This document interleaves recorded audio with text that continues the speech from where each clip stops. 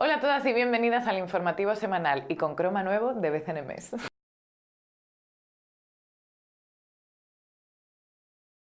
Mientras nuestros políticos, que aunque no lo parezca son mayores de edad, discuten por si hay que poner o hay que quitar los lazos amarillos, el Ayuntamiento de Barcelona ha conseguido reducir de 12 a 8 minutos el tiempo que pasamos esperando la parada del autobús. Aquí nadie está diciendo que la batalla por la libertad de expresión sea menos importante que las discusiones sobre lo que tarda o deja de tardar un autobús. Es más la pelea de niños de si me lo dice la Junta Electoral Central, como viene del Estado español, no lo voy a quitar, pero si lo dice el síndic de Greuges, entonces sí. Vale, la cosa es que cuando tú llegues a la parada del autobús y tarde 8 minutos en vez de 12 en llegar, pues probablemente serás más feliz y estas cosas no están ocupando los titulares de los periódicos que merecen, ¿no?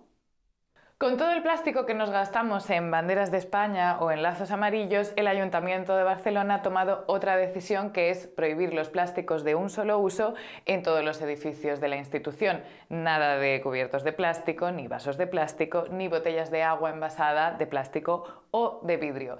También significa que van a ir desapareciendo poco a poco esas garrafas de agua de 5 litros de las que los funcionarios podían servirse hasta ahora y les van a dar jarras de vidrio para que se rellenen con agua del grifo. Y esto es una muy buena noticia, no solo por la reducción del plástico, que también, sino porque así, cuando los empleados públicos empiecen a beber agua del grifo otra vez y a darse cuenta de lo asquerosa que está, quizás se ponen las pilas para cambiar lo que sea que esté pasando ahí y que podamos beber un agua del grifo estupenda y maravillosa. Me voy, feliz fin de semana, y si queréis aportar un granito de arena a que el agua del grifo de Barcelona no esté tan asquerosa, comed un poquito menos de cerdo, porque sus purines en el Valle del Osona contaminan lo que llega a los grifos de nuestras casas.